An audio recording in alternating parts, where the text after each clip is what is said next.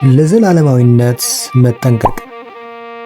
ከፍተኛ መንፈሳዊ ምኞት ያለው ሰው ቀዳሚ ዓላማው ዘላለማዊነት ነው። ይህ ሰው ዘላለማዊነት ሙሉ ትኩረቱን እስኪወስድና ሐሳቡ በዘላለማዊነቱ መዳረሻ እስኪዋጥ ድረስ በዚህ ስሜት ውስጥ ያድጋል። ለእርሱ በሕይወቱ ውስጥ ዘላለማዊነት አስፈላጊ ዋጋው ነው።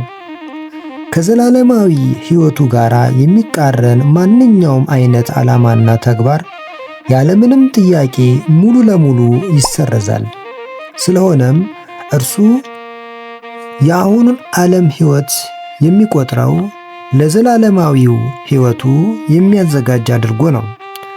ለዘላለማዊነት ያለው ግንዛቤ አሁን ላለው ሕይወቱ ንጹሕ መንፈሳዊ አቅጣጫ ጠቋሚ ነው።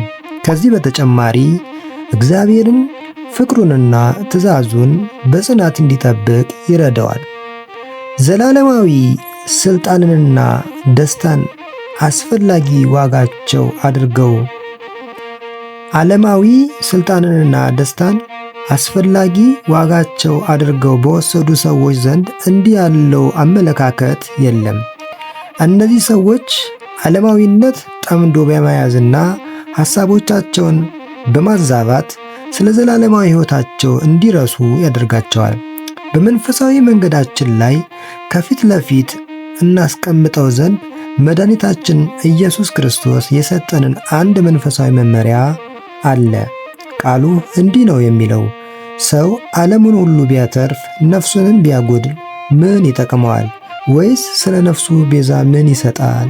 ማቴዎስ 16:26 ላይ። ውድ ተመልካቾቻችን ዘላለማዊነት በሕይወቴ ውስጥ ያለው ዋጋ ምንድን ነው ብለህ ልትጠይቅ ትችላለህ።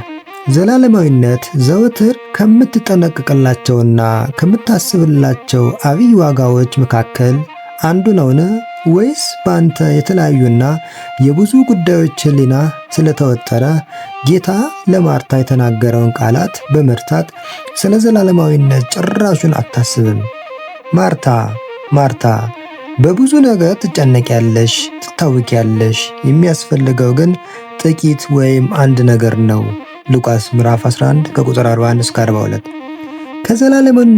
ከዘላለማዊነት ይልቅ ብዙ ሐሳብና ትኩረት የጠየቁ የአሁኑ ዓለም ጉዳዮች ምንድናቸው? መንፈሳዊ ዓላማህን ለማስተካከል ጊዜ አልበቃም ማለት ነውን? ዘላለማዊነትህ በልብ ውስጥ ሐሳብን፣ ትኩረትንና ጊዜን ከፍሎ በመውሰድ ለነገሮች የሰጠውን ግንዛቤ መለስ ብለህ እንድታጤን አድርጓልን?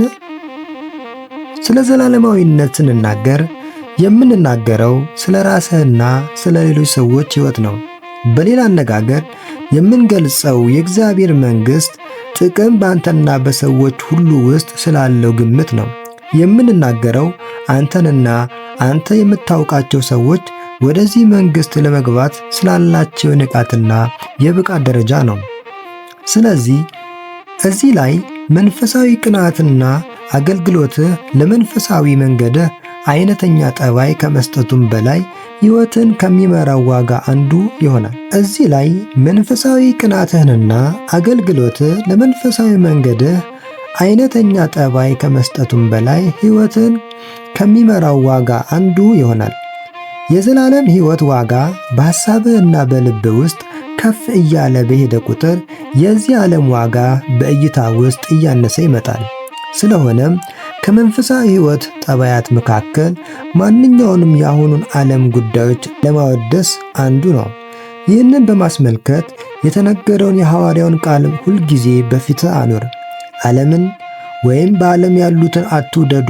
በዓለም ያለው ሁሉ እርሱ የሥጋ ምኞትና የዓለም አምሮት፣ ስለ ገንዘብም መመካት ከዓለም ስለሆነ እንጂ ከዓለም ስላልሆነ ማንም ዓለምን ቢወድ የአባት ፍቅር በእርሱ ውስጥ የለም። አንደኛ ዮሐንስ ምዕራፍ 2 ከቁጥር 15 ላይ። ለዓለም ያለኝ ግምት ምንድን ነው ብለህ ራስን ስለ እውነት ጠይቀው። ያለህ ሕይወትህ ነው ወይስ ደስታህ ወይስ ፍላጎትህ? ያለ መዝናናትና ያለ መደሰቱ የዓለም ውበት የሚስብ ስለማይሆንብህ ከእርሱ ስትለይ ታዝናለህ ማለት ነውን? ወይስ እንደ ሐዋርያው ቅዱስ ጳውሎስ በዓለም ያለው ሁሉ ስለ ኢየሱስ ክርስቶስ ዕውቀት እንደ ጉዳት ትቆጥራለህ? ፊልጵስዩስ ምዕራፍ 3 ቁጥር 8። ጠቢቡ ሰለሞን በሁለት ነገሮች ውስጥ አልፏል። እርሱ በዓለም ያለውን መመልከት እንደ ደስታ ይቆጥረው ስለነበር ዓይኖቼንም ከፈለጉት ሁሉ አልከለከልኳቸውም መክብብ ምዕራፍ 2 ቁጥር 10 ላይ በማለት ተናግሯል። ይሁን እንጂ ዓለሙ በእይታው ፊት ዋጋውን ሲያጣ ደግሞ እነሆ ሁሉ ከንቱ ነፋስንም እንደመከተል ነበረ፣ ከፀሐይ በታች ትርፍ አልነበረም መክብብ ምዕራፍ 2 ቁጥር 11 ላይ በማለት ተናግሯል። አንተ እንዳመዛዘንኸው ዓለም ድርጊቶችህን ጥገኛ የሚያደርገው በራሱ ላይ ነው። ዓለም ዋጋ ቢስ ከንቱና ነፋስን እንደመከተል ነው ወይስ አንተን በሥጋ ምኞት በዓይነ አምሮትና በኩራት ሕይወት በኃይለኛው የሚስብ ስሜት ነው? አንደኛ ዮሐንስ ምዕራፍ 2 ቁጥር 16 ላይ ዓለምን በማመዛዘን ውስጥ ይህ ዓለም ከንቱ መሆኑንና ከምኞቱ ጋር እንደሚያልፍ ማመን አለብህ። አንደኛ ዮሐንስ ምዕራፍ 2 ቁጥር 17 ላይ አንተ ልታምንበት የሚገባ ዋጋ ይህ ነው። ምናኔ፣ በትሕትና፣ ምንኩስና እንዲሁም ደግሞ ተጋድሎ የሚመጡት በእነዚህ ዋጋዎች ከማመን ነው። ሰማዕትነትም በዘላለም ሕይወትና በዚህ ዓለም ከንቱነት ከማመን የሚመጣ የእምነት ፍሬ ነው። ቅዱስ አውግስጢኖስ በዓለም ባሉት የተለያዩ ምኞቶች ውስጥ ካለፈ በኋላ ዓለሙ በዓይኑ ፊት ዋጋ ሲያጣ በውስጤ ከዓለም ምንም እንደማያስፈልገኝና ምንም እንደማልፈራ ሲታወቀኝ እኔነቴ በዓለም ጣፋጭ ላይ አገኘዋለሁ፣ በዓለም ጫፍ ላይ አገኘዋለሁ ብሏል። ስለሆነም አንድን ሰው ወደ እግዚአብሔር ፍቅር ለመምራት ከወደድክ መመዘኛው ዋጋውንና በነገሮች ላይ ያለውን አመለካከት ልታሻሽልለት ያስፈልጋል። ይህንን በማስመልከት ሐዋርያው የተናገረው ቃል መልካም ነው። በልባችሁ መታደስ ተለወጡ ሮሜ 12 ቁጥር 2 ላይ በነገሮች ላይ ያለው አመለካከት እንዲቃናና መንፈሳዊ ግንዛቤ እንዲኖረው የልብን ሐሳብ ከመለወጥና ዋጋውን ከማስተካከል ሌላ በልብ መታደስ መለወጥ ማለት ምንድን ነው? እዚህ ላይ አንድ ጥያቄ እንጠይቃለን። ለሥጋዊና ለመንፈሳዊ ፍላጎቶች የሚኖሩ ግምት ምንድን ነው? አብዛኛው ሕዝብ የበዛውን ወይም ሁሉንም ትኩረቱን የሚሰጠው ለሥጋው እንደሆነ ምንም ጥርጥር የለውም። ሰዎች ለሥጋቸው ምግብ፣ ጤና፣ ብርታትና ውበት ሲሉ የሚያስፈልገውን ምግብ፣ መድኃኒት፣ ሕክምና፣ እረፍት፣ እንቅስቃሴና መዝናናት ያቀርቡለታል።